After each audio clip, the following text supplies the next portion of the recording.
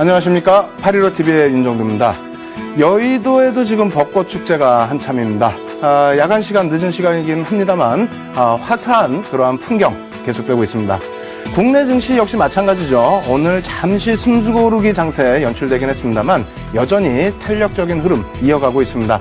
2000포인트에 대한 그 부담 요인을 가지시기보다는요, 윗방향의 흐름 더욱더 기대해 보셔도 무난할 것 같습니다. 오늘 윤정두의 Y를 통해서 여러분들이 또 궁금해하시는 내용 시원하게 풀어드리겠습니다. 끝까지 함께 하셔서 좋은 정보 많이 얻어가시길 바랍니다.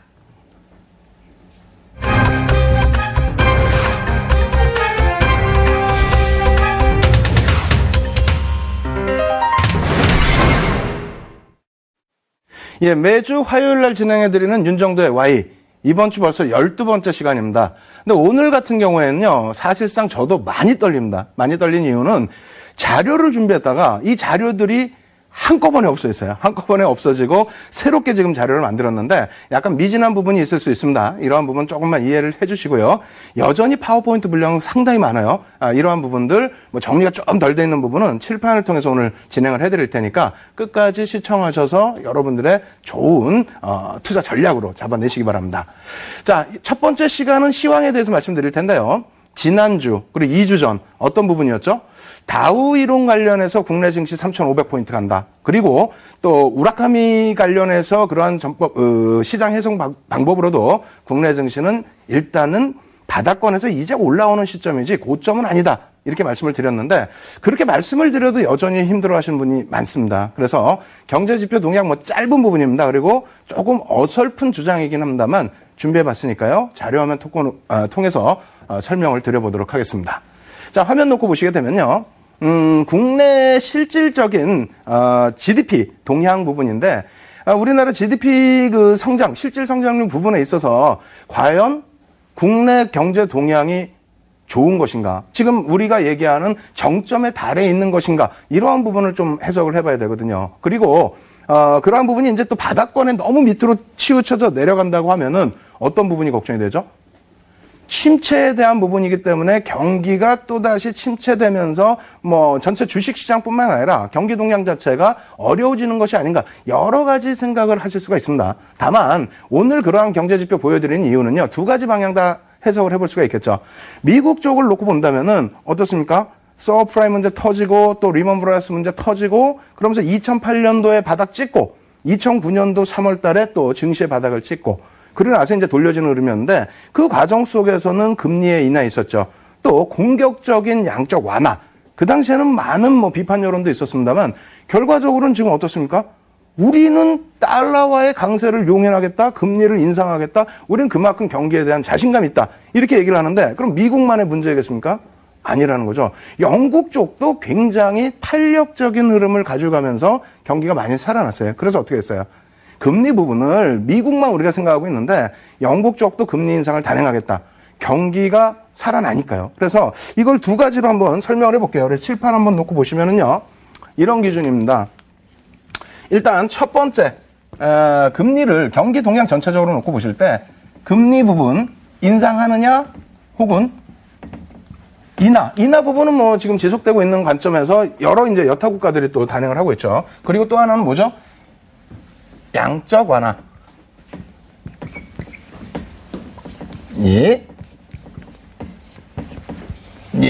그렇게 해서 이 부분을 이제 잘 설정을 하셔야 돼요. 그래서 금리 부분에 있어서는 우리가 많은 어려운 부분을 갖고 가고 있어요. 첫 번째 뭐냐면 금리 인상 부분이 무조건적인 악재냐라고 해석하시는 부분들을 하고요. 그리고 금리 인하 이 부분이 꼭 호재냐. 그리고 금리 인하를 안 하면 무슨 큰일 날 것처럼 우리가 소수 의견들이 대두가 됐었죠. 이 소수 의견에 대두된 부분을 너무 강조해서 얘기를 하는데 이 부분에 여러분들이 재료성을 너무 가져가지 말라고 말씀을 드리는 건데요. 어찌됐건 이것이 금리 인상이 악재냐라는 부분하고 금리 인하가 호재라는 부분 이러한 부분은 시각을 좀 바꾸실 필요가 있습니다. 그래서 금리를 인상하는 부분도 호재가 될 수 있고요. 그러니까 호악재가 다 있다라는 거죠. 그리고 금리를 인하하는 부분도 호재만 있는 것이 아니라 악재 요인이 있다. 그리고 우리나라 같은 경우는 일단 어찌됐건 간에 정치적인 성향도 일부는 배제할 수 없다라는 거죠. 그 부분은 이제 나중에 또 한번 설명을 드리겠습니다만 금리 부분 다시 이 호재냐 악재냐라는 부분들 설명을 드리면은요. 일단은 금리를 인상하면 어떤 효과가 나옵니까? 일단 가장 기본적으로 효과라는 면을 떠나서 가장 기본적으로 뭐라고 표현을 하죠? 금리를 인상을 한다라는 것은 경기가 살아난다라는 쪽의 의미입니다. 이것이 악재가 되려면은 경기가 살아나기도 전에 금리를 인상을 해서 가계 경기에도 어려운 부분을 주고, 그러니까 부채 부분에 대해서 금리를 인하하게 되면 부채가 확대되고요. 그리고 난 다음에 금리를 인상하면은 개인들이 어떻게 됩니까?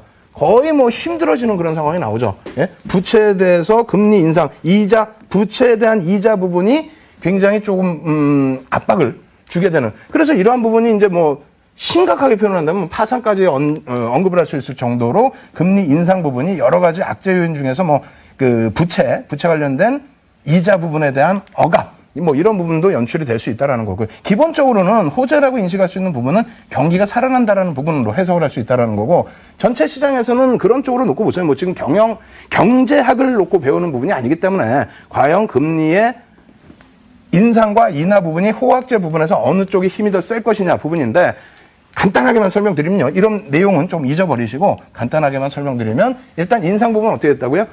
매번 말씀드리는 거 똑같잖아요. 2004년 6월부터 2006년 6월까지 미국 금리가 인상을 했죠. 바닥금리까지 내려갔다가 인상을 했는데, 그때 당시에 글로벌 증시는 전부 어떻게 됐다? 긍정적으로 고점 행진, 사상 최대 고점 행진을 그 당시부터 이루어졌다라는 거예요. 진행했었다는 부분이고, 그리고 금리 인하 부분에 있어서는 일단은 주변 국가들이 인하를 하는 거죠. 금리 인하 안 하면은 뭐 환율 전쟁이 어쩌고저쩌고 얘기를 하는데, 뭐 실질적으로 그러진 않습니다. 그래서 금리를 지금 뭐 유로존 쪽 같은 경우는 다 인하한 상태에서 양적 완화를 하는 거예요.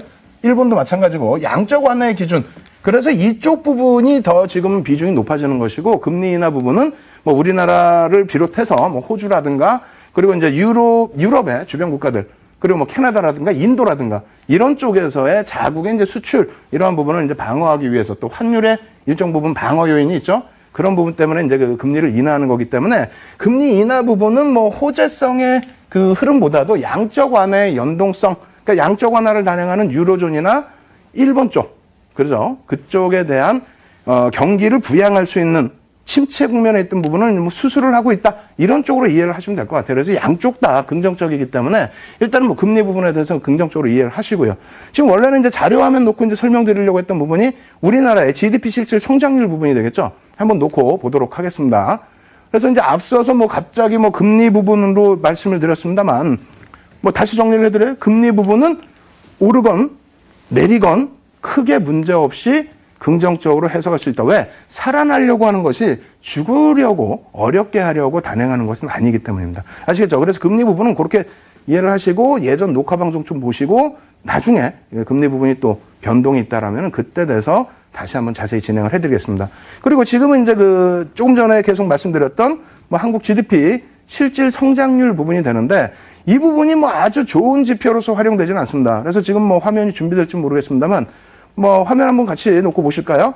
그렇게 보시면 어떻게 되어 있습니까? 아주 먼 기간에서부터 잡아왔어요. 그러니까 뭐 이걸 놓고 보실 때 중국 쪽의 GDP 성장률도 한번 고민을 해보셔야 되겠죠. 중국 쪽도 잘못 알고 계시는 부분 중에 하나가 증시하고만 연결을 합니다. 중국의 GDP 성장률 증시하고만 연동시키면 안 되시고요. 90년부터 중국은 엄청난 GDP 성장률을 나타냈습니다. 비단 뭐 증시에 연관되는 2000년대 초중반만을 놓고 보시거나, 혹은 최근에 7%대의 성장률 부분이 다소 과거보다 좀 낮아졌다, 이런 부분에 대해서 우려하실 필요는 없다. 그리고 우리나라 그 GDP 성장률 같은 경우에도 놓고 보시면 지금 어떻게 되어 있습니까? 2009년도 0.7, 리먼 브라더스 터지고 나서의 흐름이죠. 그리고 나서 2014년 3.3, 그리고 내년은 이제 또 내년 전망치를 갖고 나왔는데, 내년은 내년대로의 기준이 있어요. 지금 말씀드리려고 하는 부분은 뭐냐면, 전체적으로 시장이 지난주와 지지난주 2주 연속 뭐 지금은 과열권도 아니고 완전 대바닥권도 아니고 바닥에서 조금 벗어난 국면이다. 그렇게 따진다면 증시는 더 갈 수 있다. 이 부분을 설명드리는 거잖아요. 그럼 GDP 그 성장률 부분도 마찬가지입니다. 굉장히 가파르게 올라와서 고점 형식이 돼서 밀려 내려갈 것인지, 그래 증시 자체가 과열권에 놓여져 있는 것인지, 아니면 완전히 여기서도 꺾여져 내려가서 계속 침체를 나타내서 그렇게 돼서 증시가 더 공포를 띠고 바닥으로 밀려 내려갈 것인지, 그 부분을 설명드리려고 하는 거예요. 근데 지금 기준에서는 뭐 화면 아까 쭉 보셨죠? 쭉 이어 내려오는 구간에서 2009년 바닥 찍고 돌려졌는데, 이것이 막 올라가서 과열권에 놓여진 위치 아니라는 겁니다. 이제 바닥을 좀 돌려놓을 수 있는 위치, 그 정도로 이해를 하실 수 있다는 거예요. 그래서 올해 그 전망치 부분하고 내년 전망치 부분을 표를 보면서 또 설명을 드릴 텐데요. 이건 표가 막 복잡해요. 복잡하고 이게 이제 블룸버그 통신 쪽의 자료를 이제 저희가 가지고 나왔는데 일단은 이런 식으로 쭉 놓고 보시게 되면은 3%대 기준이라는 겁니다. 3%가 높습니까? 아니죠. 평균치 대비해서 낮습니다. 그렇다면 이 낮은 것이 리먼 브러스 터지고 2009년처럼 뭐 0.9% 수준의 0.7% 수준의 GDP 성장률이냐? 그것도 아니라는 겁니다. 바닥에서부터 점진적으로 안정세를 가지고 가는 위치이기 때문에 그렇다면 시장은 여러분들이 경기에 대해서 지금 굉장히 불안스러워 하시고 하는 부분은 앞서 말씀드린 2주 전의 다우 이론 그리고 지난주에 무라카미의 그러한 그 경기 전망 그 부분으로 놓고 봤을 때 바닥권을 벗어나는 국면이다. 증시에 대해서 지금 2,000포인트 계속 가고 있는데 야 2,000포인트 재공방 나올 거야 밀릴 거야 현금 비중 확대해야 돼 그렇게 하시다가 안 밀리고 이 위에서 이렇게 흘러가다 보면 그것도 심리적으로 불안하게 된단 말이에요. 그래서 너무 무리하게 윗방향 보시는 것도 문제겠지만은 적절한 논리와 근거를 가지고 여러분들께 다가선다면 그 논리와 근거도 한번 생각해 보시고 왜 우리가 무조건 못 간다고만 생각하십니까? 윗방향의 흐름도 염두에 두시고 포트폴리오 비중은 일정 범위에서 채우실 것을 권해드립니다. 지표 부분 조금 더 볼게요. 뭐 이러한 부분도 놓고 보시면은 뭐 조금 오늘 같은 경우에는 억지 쓰는 부분도 있어요. 제가 억지 쓰는 부분도 있는데 생산자 제품 재고 지수라는 게 있죠. 이게 뭐냐면은 100이 넘으면은 사실은 안 좋은 거예요. 재고가 쌓이는데 좋겠습니까?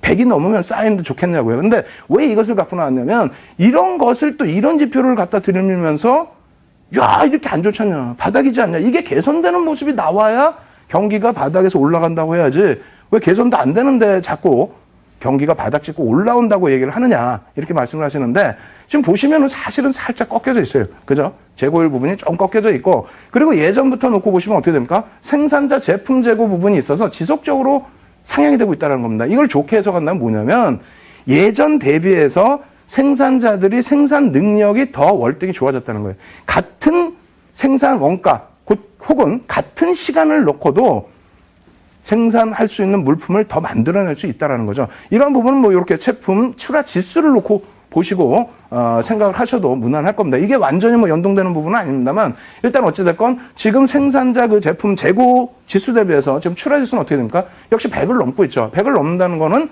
서서 예전부터 누적이에요. 예전부터 누적으로 계속 개선되고 있는데 100을 넘는다는 것은 어찌됐건 100보다 위. 그러니까 생산자가 지금 출하 물량을 줄이는 것이 아니라 현재 기준에서는 그대로 유지하고 늘리고 있다. 근데 재고하고 비교했을 때 생산성이 조금 더 긍정적으로 해석이 될 수 있다.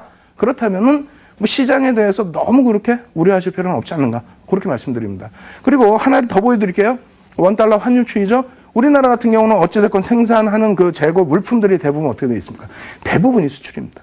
수출인데 지금 뭐 금리를 인하하는 부분 조금 전에 금리 잠깐 언급드렸습니다만 금리를 인하해서 좋은 것과 나쁜 것이 있어요. 금리를 인하하면서 유동성이 확대돼서 좋다.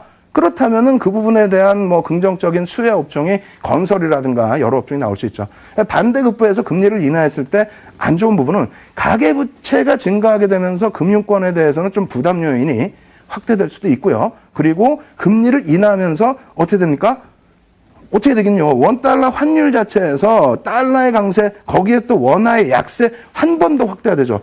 그렇게 되면은 그게 너무 크게 확대가 되면은 환율 조작국으로 지정이 될 수가 있어요. 보복 관세가 부과될 수도 있다라는 거예요. 그래서 양면을 다 보셔야 되는데 뭐 지금은 뭐 그 정도까지는 아니고요. 일단 어찌 됐건 현재 환율 부분이 1,084원 정도 하고 있습니다.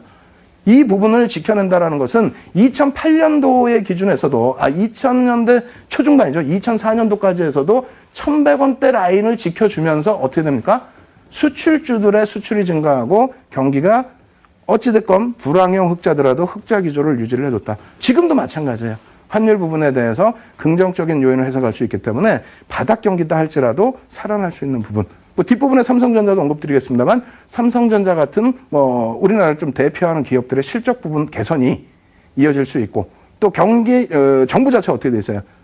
작년부터 해서 계속해서 배당이라든가 자사주의 취득이라든가 이런 부분을 계속 강조를 하고 있기 때문에 그렇다면은 부의 재분배 효과까지는 아니더라도 일정 범위의 자산 재분배의 효과 부분은 나타날 수 있는 그런 시기라는 것도 염두를 꼭 해두시기 바랍니다. 마지막으로 설비투자지수인데요. 설비투자지수는 뭐 짧은 구간에서만 놓고 볼 거예요. 그런데 지금 현재 보시면 설비투자가 중간에 뭐 좀 낮아지고 안 좋은 적도 있습니다만 90 정도 내려올 때요. 근데 지금 어떻게 돼 있죠?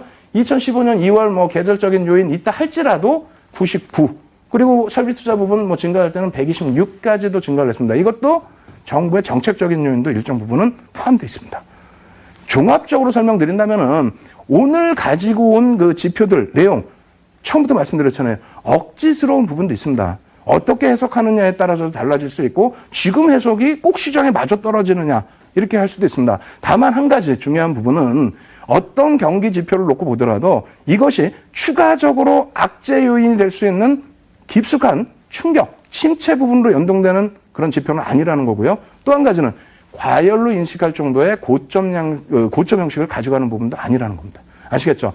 이 부분 다시 글로벌 증시를 통해서 국내 지수하고의 연동폭으로 놓고 보여드릴게요. 왜? 앞부분 그 내용 보시면 무슨 뭐 지겹잖아요. 경제학자도 아니고 여러분들이 시험 봐서 뭐 어디 들어가실 것도 아니고 그래서 실질 증시에는 어떤 영향이 될 수 있는지 자, 미국 증시에서부터 한번 놓고 보도록 하겠습니다. 이 그림도 몇 번 보여드린 거예요. 보시면 S&P 500 지수 월봉 차트죠. 자, 2007년도 10월 달에 고점을 찍고요. 지금 여기에서 보시면은 대략적으로 1500포인트대 중반입니다. 수치 안 보이시지만은 1500포인트대 중반이고 지금 2000포인트를 넘고 있어요. 2100포인트? 이렇게 된다면 얼마 올라왔어요? 600포인트죠. 1500 대비해서 600포인트 올랐다? 몇 퍼센트? 40%. 40%. 2007년도 고점 대비해서 40%도 올라와 있다라는 얘기예요. 미국 장이. 그리고 나스닥 같은 경우 어떻게 됐습니까? 지금 2007년도하고는 비교를 해드렸습니다만 저 앞으로 확 당겨갖고 보시면은 IT 거품 났을 때 사상 최대의 고점, 그 고점까지도 지금 치고 올리고 있다는 겁니다. 상승률 어마어마하겠죠? 마찬가지입니다. 다우존스 지수 같은 경우에도 2007년도 10월 대비해서 이때 당시의 고점 대비해서 지금 올라온 것이 30%대의 상승률. 정리해드릴까요? 국내 증시 2007년도 또 2011년도 고점이 얼마입니까? 2200포인트대. 거의 뭐 2300에 육박하죠. 2200포인트 곱하기 40% 얼마입니까? 880포인트입니다. 3000포인트가 이쪽은 가는데 왜 이쪽에서 문제가 터져서 글로벌 시장이 다 어려워졌는데 왜 우리나라 못 간다고 생각하세요? 그럼 다른 나라 증시도 놓고 봐야 되겠죠. 미국은 금리를 인상하니까 그래서 시장에 강세를 띈다. 경기가 살아나니까. 그렇다면은 니케이 쪽 놓고 보시겠습니다. 니케이 쪽 같은 경우 어떻게 되죠? 양적 완화 단행하고 있죠. 양적 완화 단행하면서 아베노믹스 진행을 하게 되면서 어떻게 돼요? 네?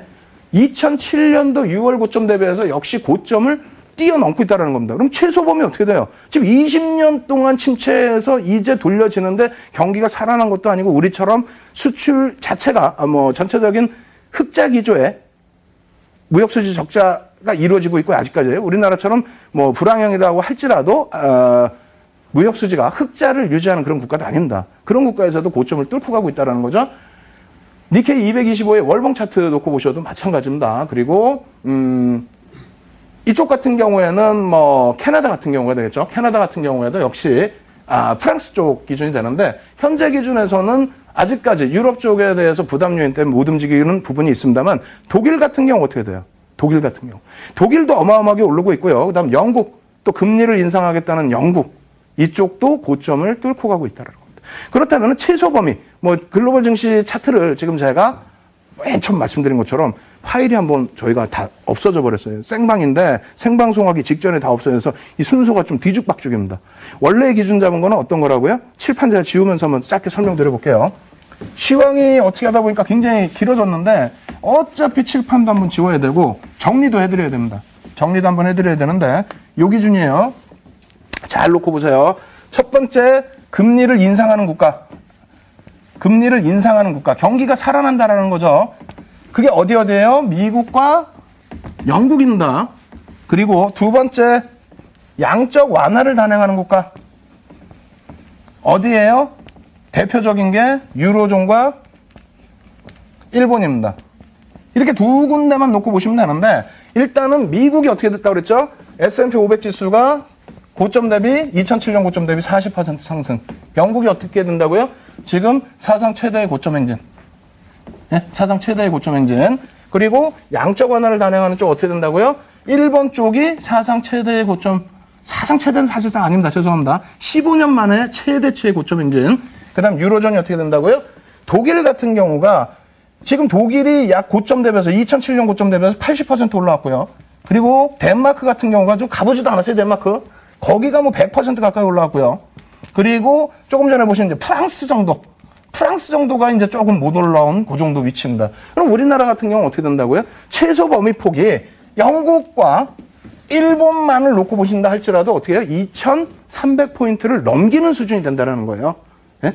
그리고 만약에 미국과 뭐 독일의 기준, 또 스웨덴의 기준, 덴마크의 기준으로 놓고 본다면 2주 전과 지난주에 설명드렸던 어떤 내용이요?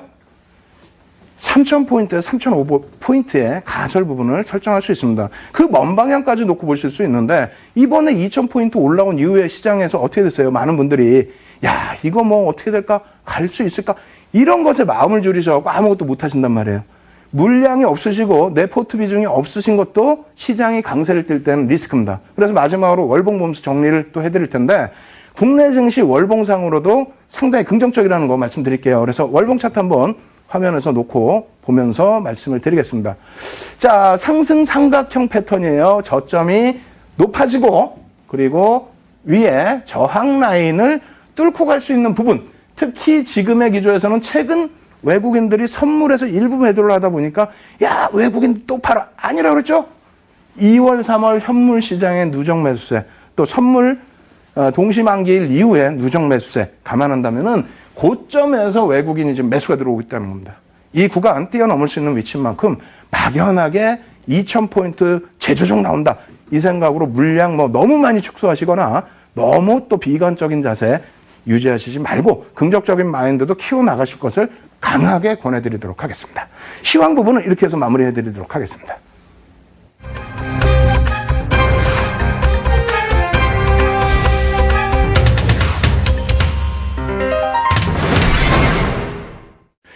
예, 두 번째 시간은요, 어찌됐건 시장에서 어떤 종목이 이슈가 있는지, 또 그 종목을 어떻게 해석을 해야 되는지, 뭐 업종도 좋고요, 종목도 좋고요, 뭐 이슈가 되는 것도 좋은데, 오늘은 뭐 누가 뭐라고 해도 삼성전자죠. 근데 삼성전자는 짧게만 설명드리겠습니다. 왜? 솔직히 삼성전자 분석하기는 좀 많이 어렵고요. 객관적인 것만 놓고 봐야 되겠죠. 두 번째로는 아무리 말씀을 드려도 삼성전자 편입하시는 분들은 거의 드무시더라고요. 그죠?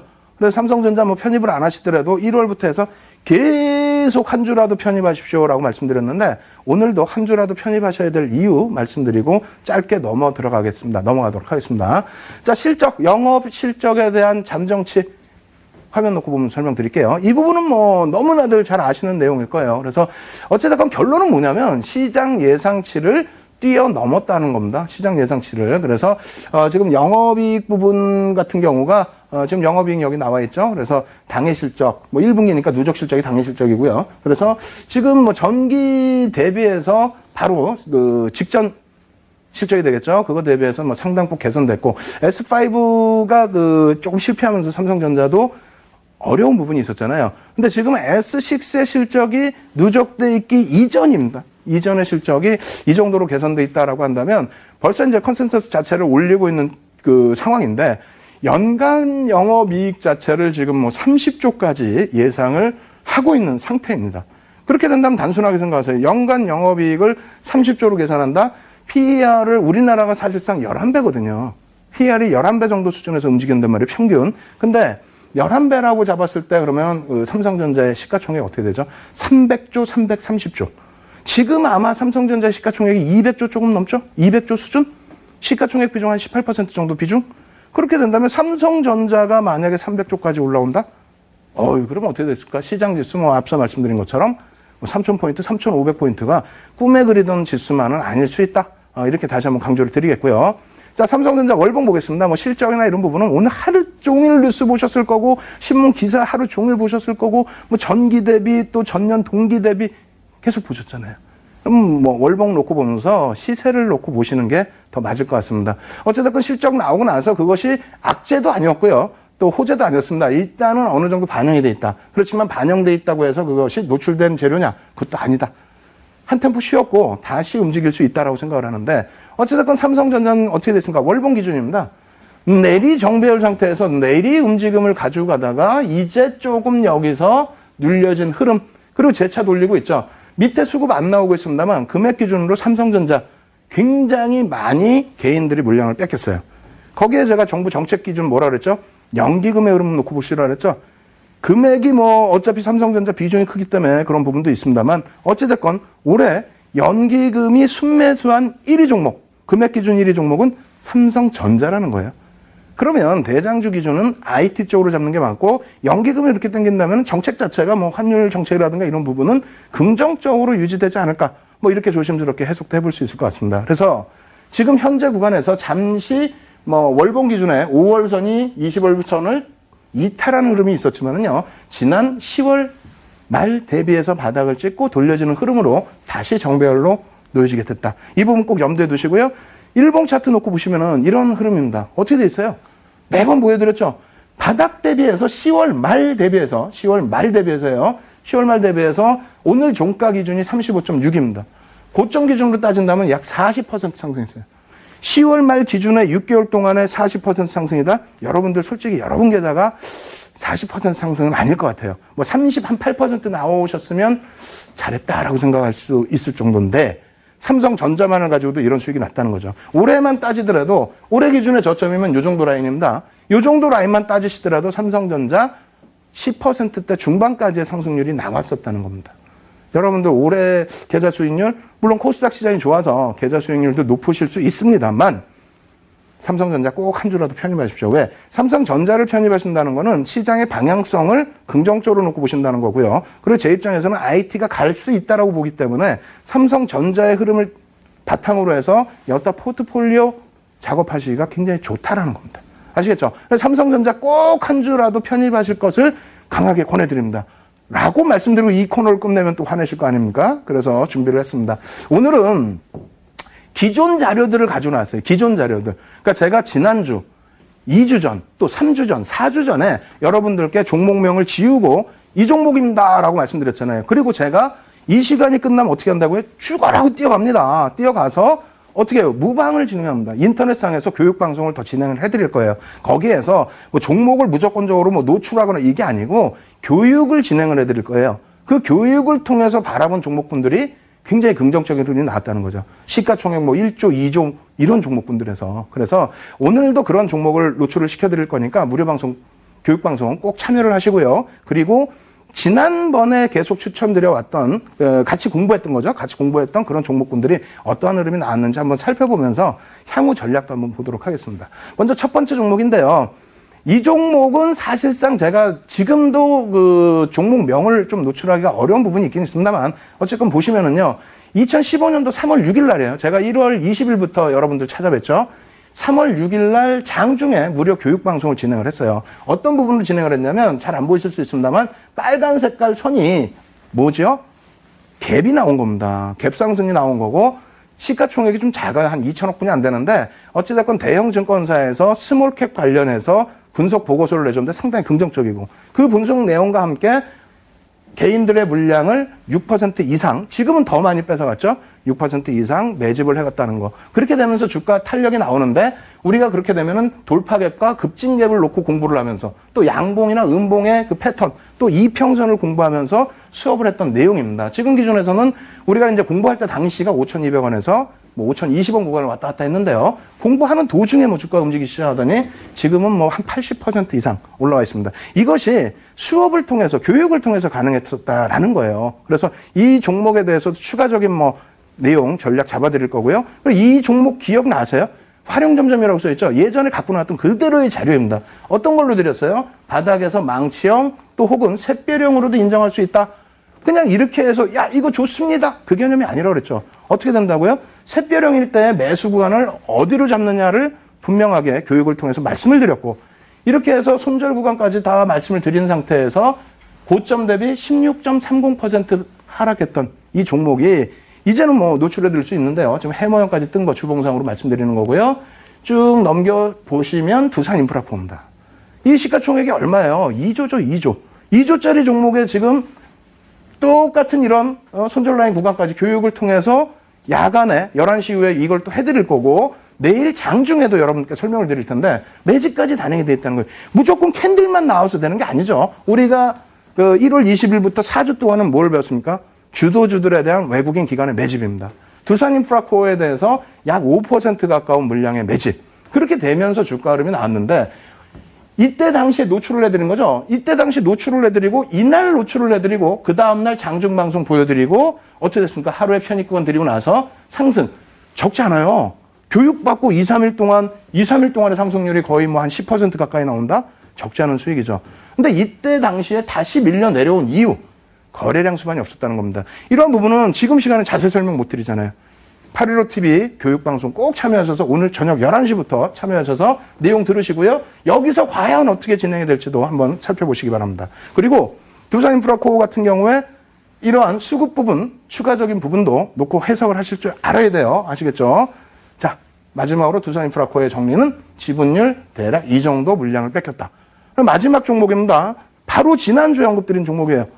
예? 이 CJ자산관리는 뭐 조금 전에 보여드렸고요. 바로 지난주에 보여드렸던 이 종목 기억나세요? 지난주에 말씀드렸잖아요. 어느 부분? 이 끝부분에서 뭐가 떴어요? 상승 잉태 확인형이 떴다. 이 종목에 대해서는 교육하시려면 오셔서 인터넷상에서 무료 교육을 받으셔야 된다고 그랬죠. 왜?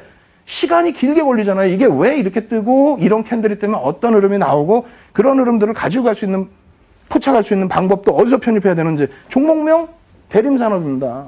아까 보여드렸던 위치가 여기예요. 여기. 그죠? 지난주 화요일이 딱 이 자리란 말입니다. 그리고 나서 수요일이잖아요. 그럼 매수하실 수 구간 되잖아요. 예? 상승 잉태 확인형이 떴고 매수 구간 편입 구간 어떻게 된다고 그랬어요? 요 위치가 세 번째 확인형이 뜬 위치에서의 편입, 3일 동안 편입 가능하죠? 손절 라인은 어디입니까? 여기입니다. 다행히 손절까지 안 내려왔어요. 그러고 나서 어떻게 됩니까? 오늘 종가까지 기준에 14.29. 지난주에 오픈해드리고 수요일날 같이 공부해서 시가총액 2조짜리 종목이 10%대 중반의 상승? 고점으로 찾은다면 뭐 더 높은 상승이죠. 그럼 이것이 시세가 지금 대림산업이 끝났느냐? 아니라는 거예요. 공부를 계속 하셔야 된다는 거예요. 건설주는 여러분들 더 잘 하시는 거 아니에요? 어저께 건설주들 급등이 나왔고 오늘 잘 쉬어갔습니다. 대림산업뿐만 아니라 GS건설 그리고 현대건설 조정받고 올라서는 위치에서 주요한 라인의 저항선을 뚫기 위한 공방이 있는데 뭐 일부 종목은 외국인들 기관들 매도가 나왔습니다만 대부분의 건설주들이 추가적인 매수가 유입이 됐다는 겁니다. 그렇다면은 건설업종 전체적으로 한번 놓고 보시죠. 지금 위치가 어느 정도인지. 자, 이렇게 되고 있다는 거예요. 바닥에서부터 지금 쭉 올라왔고요. 한 40% 상승. 적절하게 가격 조정과 기간 조정을 적절하게 줬다는 겁니다. 그러고 나서 돌려줬죠. 그리고 중간에 한번 조정이 없을까 걱정을 했는데 대우건설의 분식회계에 관련된 내용이 나오면서 급락이 연출되고 그것이 바닥을 또 인식해주는 가격 조정으로 연결이 되고 그 가격 조정 이후에 가격 탄력이 나온 거죠. 그래서 지금 이러한 부분들 뭐 다시 해석해 보시는 부분은 뭐 이란의 핵 협정 잠정 합의안 때문에 중동 국가들에 대한 뭐 건설 업체에 대한 수혜 이런 것도 노출이 된 거고요. 그리고 그 전에 이제 뭐 박근혜 대통령께서 중동 4개국을 순방했다. 그리고 정책적으로 지금 어떻게 가고 있죠? 건설 업종에 대해서 긍정적인 정부 정책이 나오고 있는데 대림산업 같은 경우에 어떻게 되어 있습니까? 도급순위 어찌됐건 국내에서 4위입니다. 뭐 삼성물산, 현대건설, 포스건설, 대우건설, GS건설 쭉 있는데 이 중에서 여러분들이 어떻게 해야 됩니까? 재료에 따라서는 선별하실 수 있는 능력이 있어야 돼요. 도급순위가 위에 있더라도 단기적인 악재가 있다든가 수급이 꼬여있으면 안 되겠죠. 아시겠죠? 그래서 종목 부분은 지금 어떻게 정리를 해드려요? 첫 번째 삼성전자에 대해서 말씀드렸고 1월 달부터 지속적으로 말씀드린 것처럼 지금도 늦지 않습니다. 삼성전자는 편입 기준. 그리고 나머지 이제 세 종목의 경우에는 뭐 어쩔 수 없이 첫 번째 종목도 언급이 그 종목명이 노출이 되긴 했습니다만 일단 어찌됐건 매집 그리고 펀더멘탈 그리고 캔들, 이평 모든 부분의 기술적인 분석과 기본적인 분석 포함을 해서 여러분들 교육을 해드리고 있으니까요. 815TV 무료 방송, 무료 교육 방송 꼭 참여하셔서 여러분들 것으로 만드시기 바랍니다. 그리고 오늘은 오늘대로 또 준비를 해야죠. 이렇게 해서 무료 방송만 오세요. 교육 방송 오세요. 그러면 또 힘드시잖아요. 그래서 화면을 통해서 또 놓고 교육을 하실 수 있는 내용 세 번째 타임에 준비를 했으니까요. 끝까지 시청하시기 바랍니다. 두 번째 순서는 이만큼 해서 마무리를 지어드리겠습니다.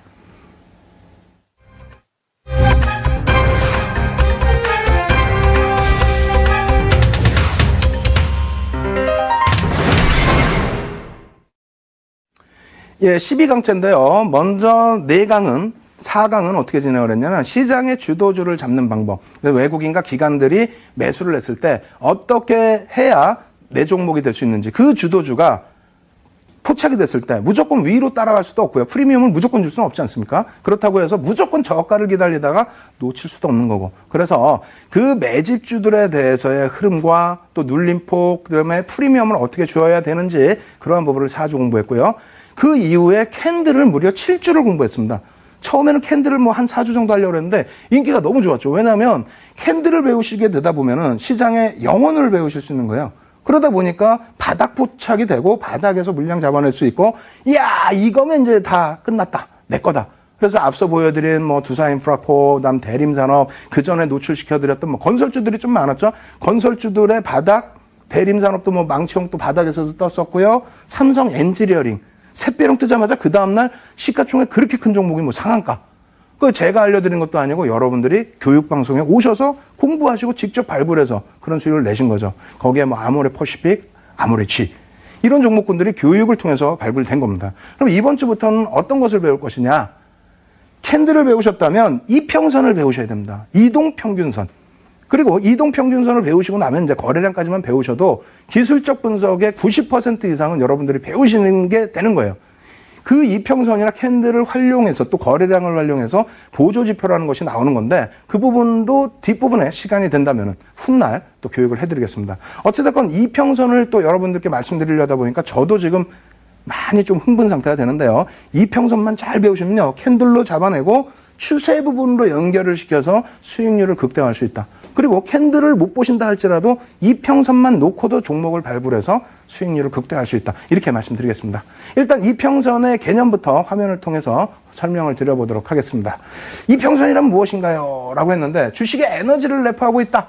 캔들은 영원이다. 그 생성 과정을 통해서 지금 수급의 힘이 어떻게 되는지를 볼 수 있다라고 한다면 이평선은 주식의 에너지, 추세 부분이 어떻게 쭉 연결될 수 있을 것인가 그 부분을 놓고 볼 수 있다는 겁니다. 아시겠죠? 그래서 이 그 주식 분석의 3대 요인 캔들, 이평선, 거래량 제가 이렇게 분류를 해봤는데 이 세 가지는 기술적 분석 전체가 무엇을 위해서 하는 거죠?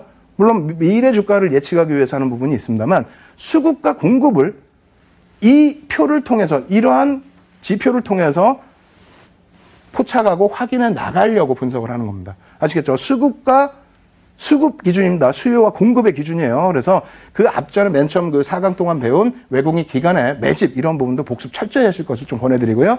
자, 이동평균선이란 무엇인가요? 이렇게 했는데 원래 이제 저희가 사진 파일로 갖고 와요. 근데 지금 막 깨졌죠? 너무 죄송합니다. 지금 오늘 하여간 파일이 한꺼번에 다 날아가가지고 뭐 이렇게 됐습니다. 나중에 이제 복습하시는 자료는 저희가 MTN 그 녹화방송 시청하시는 곳에 아주 깔끔하게 정리해서 올려드릴게요. 짧게 설명드리면 각 거래일별의 종가의 산술평균 수치를 연결한 것이다.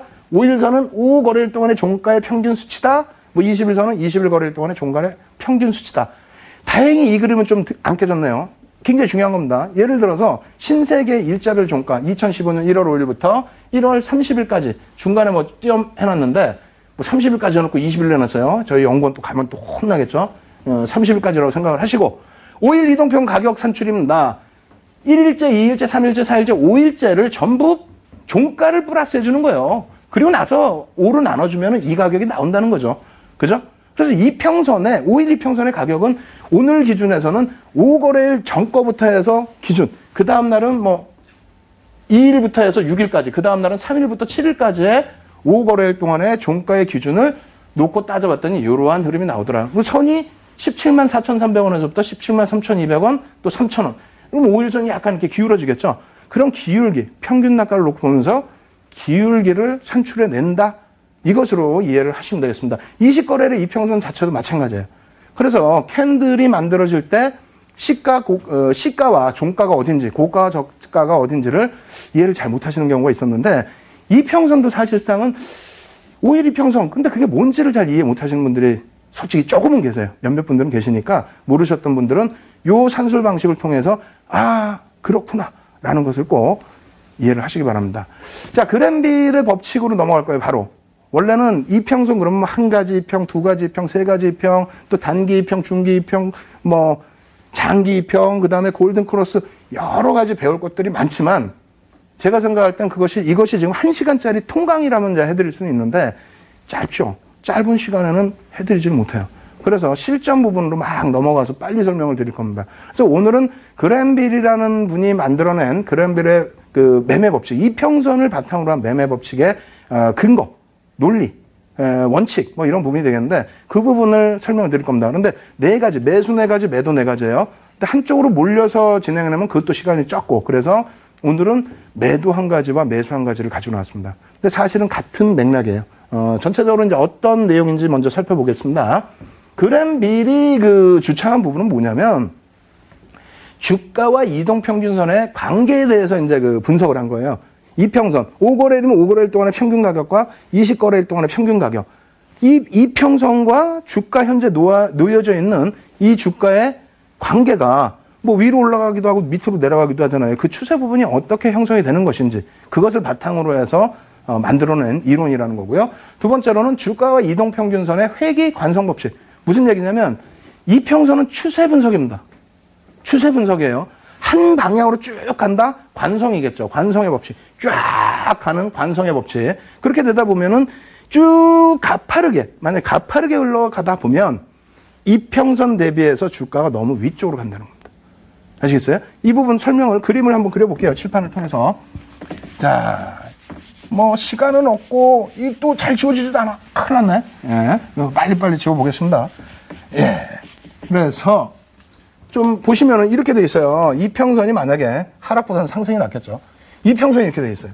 그러니까 캔들이 그때그때 형성이 되겠죠. 형성이 되는데 이게 뭐 상승이니까 위에서 대부분 형성될 거고요. 근데 이렇게 가다가 뭐 어느 시점에 이렇게 급등이 나왔어. 종가 선 차트로 하면은 이렇게 되면은 그 관성의 법칙이라는 것은 한 방향으로, 아랫방향이 아닌 이제 윗방향으로 이렇게 쭉 간다라는 거고요. 이 법칙과. 그리고 이평선과 주가가 너무 벌어지게 되면은 다시 회귀를 한다. 이 법칙을 두 가지를 연구를 한 겁니다. 근데 이렇게 회귀를 할 때 회귀만 하면 괜찮은데 깨져 내려가서 방향성이 다시 이쪽 방향으로 추세가 형성되는 경우도 있더라. 그러한 부분을 법칙을 통해서 한번 우리가 알아보자라고 만들어 놓은 것이 그랜빌의 매매 법칙입니다. 네 가지, 매수 네 가지, 매도 네 가지인데 그게 뒤집어 놓으면 똑같은 거고요. 그 네 가지 법칙에 모든 게 거의 다 함축돼서 포함되어 있습니다. 다만 200일 이평균선을 기준으로 고안을 한 거예요.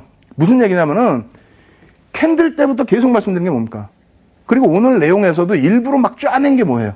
그냥 시장에서 보고 듣고 그런 내용을 똑같이 보신다면은 뭐 윤정두가 그냥 나와서 하는 것뿐이 안 되죠. 뭔가 남는 게 있어야 될 거 아닙니까? 차별화가 있어야 될 거 아니에요? 그래서 이렇게 정리를 해드립니다. 지금 시장에서도 그 번역본 내용을 자꾸 퍼나르다 보니까 왜곡돼서 잘못되어 있는 게 있어요. 어떤 거? 그랜빌의 매매 법칙에 그랜빌의 이평선은 며칠 이평선이냐 이거예요. 아시는 분들은 잘 아실 겁니다. 모르시는 분들 모르세요. 야, 저걸 그럼 기준을 5일을 잡어, 20일을 잡어, 뭐 100일을 잡어? 모르실 수 있죠. 처음에 고안해 냈을 때가 200일입니다. 처음 고안해 냈을 때가 200일이고요. 저도 오늘도 또 까먹고 안 갖고 왔는데 다음 주에 한번 갖고 나와 볼게요. 뭐냐면 럭키증권 카드가 있어요. 그래서 그 카드가 회사가 바뀐 게 20년 전이니까요. 최소 20년 됐겠죠. 근데 만든 게 87년인가 그래요. 한 18년 됐겠죠. 28년 됐는데 저도 그 당시에 객장 가면요. 모는 종이에 그림을 그려서요. 모는 종이에. 그렇게 해서 이평선도 만들고 그 이평선보다는 이제 캔들 자체를 만들어낸 거였죠. 어찌됐건 간에 이평선 기준에서 200일 이평선 기준에서 예전에는 가지고 갔다면 지금은 HTS도 너무 발달을 하고 빠르기가 너무 빨라졌습니다. 그래서 지금 시장에서 쓰고 있는 것은 어떤 거라고요? 20일 이평선. 20일 이평선 위주로 사용하고 있습니다. 그 부분 꼭 염두를 해주시는데 그렇다고 해서 20일 전을 무조건 대응해야 되는 게 아니에요. 여러분들 기준에 맞게 또 대응을 하시면 됩니다. 아시겠죠? 그래서 제가 수업 진행해 드릴 때는 20일 기준에서 이평선 기준에서 일반적으로 말씀을 드리겠다. 이렇게 설명을 드립니다. 그리고 매도의 신호 이 부분도 뭐 번역본 같은 경우에 이렇게 번역만 해놓다 보니까 이 자세한 설명이 없어요. 저도 이렇게 써놓다 보니까 짧게 설명이 되다 보니까 자세히 설명이 안 되는 부분이 있습니다. 근데 오늘 시간이 굉장히 짧은데 오늘 한번 말씀드리고 다음 주에 아주 깊이 설명을 드릴게요. 이게 매수일 법칙과 매도일 법칙이 굉장히 중요해요. 그리고 이 해석을 잘해야 됩니다. 진짜 해석을 잘해야 되는데 이동평균선이 상승 후에 상승을 했다 이거 매도 법칙이잖아요.